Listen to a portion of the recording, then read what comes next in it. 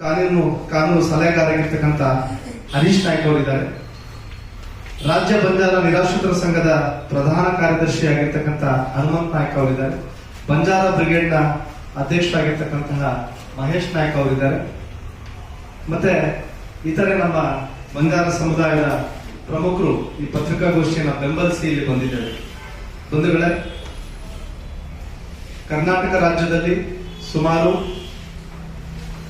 40 ಲಕ್ಷಕ್ಕೂ ಅಧಿಕ ಜನಸಂಖ್ಯೆಯಲ್ಲಿ ಇವತ್ತು ನಮ್ಮ ಬಂಜಾರ ಸಮುದಾಯ ವಾಸ ಮಾಡ್ತಾ ಇದೆ. ಪರಿಶಿಷ್ಟ ಜಾತಿಯ ಬಂಜಾರ ಲಂಬಾಣಿ ಸಮುದಾಯ ರಾಜ್ಯದ ಎಲ್ಲೆಡೆ ಇವತ್ತು ನಾವು ತಾಂಡಗಳಲ್ಲಿ ವಾಸ ಮಾಡ್ತಾ ಇದ್ದೇವೆ.